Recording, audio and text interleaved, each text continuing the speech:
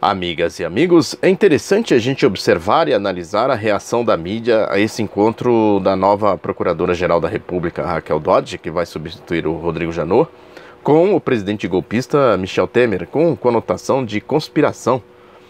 Isso é revelador do baixo nível da politicagem que tomou conta do país depois do golpe. Claro que se trata simplesmente de guerra de facções. O Gilmar Mendes tem dito aí que o Rodrigo Janot tem fixação pelo Temer. Não é que ele tem fixação.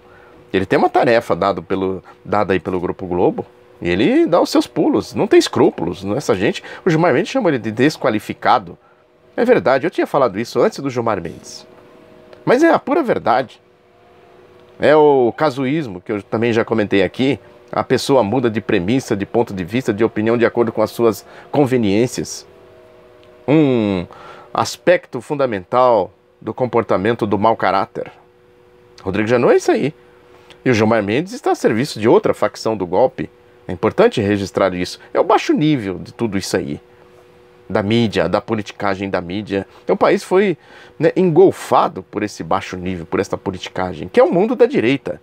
Eles assaltaram o poder, afastaram o povo, de decisões, de possibilidade de decidir o futuro do país, usurparam o poder, violaram a votação de 2014, o programa de governo eleito nas urnas em 2014. Eles estão fazendo... Aí é quadrilha, Guerra de quadrilha, de facção, com esses comportamentos. Tem aí também essa entrevista do dono do posto da Torre, que originou a Operação Lava Jato, o operador financeiro. Dizem que ele é operador financeiro. A Lava Jato e o UOL estão chamando ele aqui de operador financeiro. Ele nega na entrevista. Vou deixar o link aqui para vocês dar uma olhada. Que é o Carlos Habib Chatter. Que ele fala coisas nessa entrevista que eu venho falando aqui há mais de um ano. Lógico que tem que considerar que ele é uma pessoa envolvida em denúncias e etc, etc, etc. Mas a questão é confrontar o que ele fala com os fatos.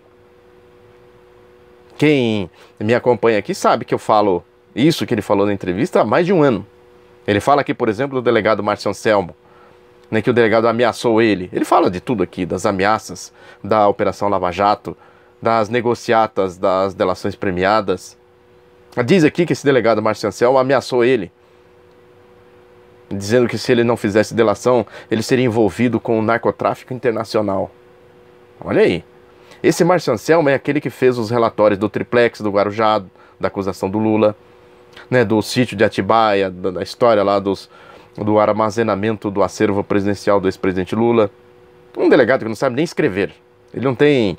Parece que ele tem uma certa dificuldade cognitiva para alinhavar o seu raciocínio. Uns relatórios torpes, grosseiros, uma redação péssima, envolvido naquelas histórias lá de fazer provocações aos ex-presidentes Lula e Dilma nas redes sociais, no Facebook, junto com outros delegados, dizendo que ia votar no Aécio, que o Aécio era isso, era aquilo outro.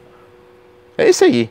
E o relatório dele foi usado pelo Deltan Dallagnol, pelo tal do Carlos Pozzobon e o Carlos Fernando dos Santos Lima, aqueles boquirrotos do Ministério Público Federal, para fazer o PowerPoint do Dallagnol e fazer a acusação contra o ex-presidente Lula.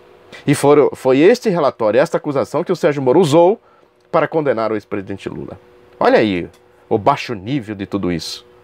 Portanto, se trata de confrontar as coisas. O que diz aqui esse Carlos Habib Chatter com os fatos que eu venho revelando aqui, sem conhecer, nem sabia da existência desse Carlos Habib Chatter. Simplesmente um olhar mais atento, uma pesquisa mais atenta, uma reflexão sobre os acontecimentos, as conclusões aparecem. Aliás, a Operação Lava Jato vai se revelando muito antes do que se imaginava. Imaginava-se que a história ia revelar as coisas. E já começam a aparecer esse tipo de revelações aqui. A mentira tem pernas curtas e cabelos longos, diz o povo. Aí o ministro Marco Aurélio Mello, do Supremo Tribunal Federal, diz que quer saber qual é o procedimento adotado pela Polícia Federal para o fechamento de delações premiadas com criminosos confessos. Ele não sabia? Eu sabia? Eu que não tenho o aparato que ele tem. Não tem tempo, não tem condições técnicas para fazer apurações. Ele tem. E agora ele quer saber? Lógico que ele está aqui tirando a sua casquinha, depois desse relatório aí do delegado Felipe Rilli Passi, que eu já falei dele aqui também, é outro, da patota lá dos delegados da Operação Lava Jato, da Força Tarefa, né, que ele fez aquele relatório entregue ao Sérgio Moro, dizendo, olha, vocês deram delação premiada para o Paulo Roberto Costa, para o doleiro Alberto Youssef, para o Fernando Baiano, esse tal de operador aí do PMDB, que a mídia chama ele assim, de Fernando Baiano, né, e eles colaboraram em quê? É o tal da delação do Palocci, eles estão atrás disso agora. É a nova investida desse submundo, dessa sujeira toda aí, né, que o dono lá do posto da Torre fala aqui nessa entrevista, que eu venho falando aqui há muito tempo. E aí, a gente pode puxar o fio da meada e ligar as coisas, né, o Sérgio Moro, por exemplo, que é outro. Né, aí fala-se dessa história aí do Neymar, por exemplo, envolvendo R$1 bilhão. Quanto que eles desviaram da Prefeitura de Maringá? Só da Prefeitura de Maringá, sem contar a Operação Banestado e outras coisas mais. R$1 bilhão.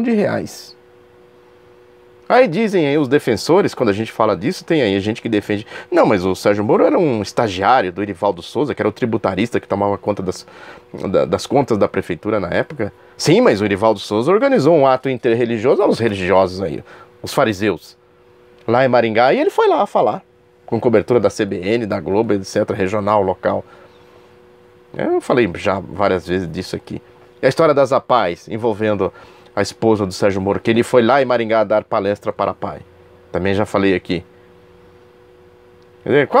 É isso aí, né? É o submundo. Aí tem um caso que apareceu agora, deu aí na algum veículo de mídia, que eu não me lembro qual, que diz aqui o seguinte: quase 4 anos após aceitar a denúncia da Operação Sinapse, o juiz Sérgio Moro condenou nessa segunda-feira, essa segunda-feira passada, 16 pessoas por desvio de dinheiro em um esquema montado para fraudar licitações do Instituto Federal do Paraná entre 2009 e 2013. Quase 4 anos após a denúncia. Segundo o juiz, diz aqui a matéria, não foi possível dar a sentença antes devido à complexidade da causa, entre aspas, e ao, entre aspas também, acúmulo de trabalho provocado pela Operação Lava Jato. Para outras coisas eles têm pressa, agora para isso aqui não tem, o governo tucano lá do Paraná. Ou seja, é gente suspeitíssima.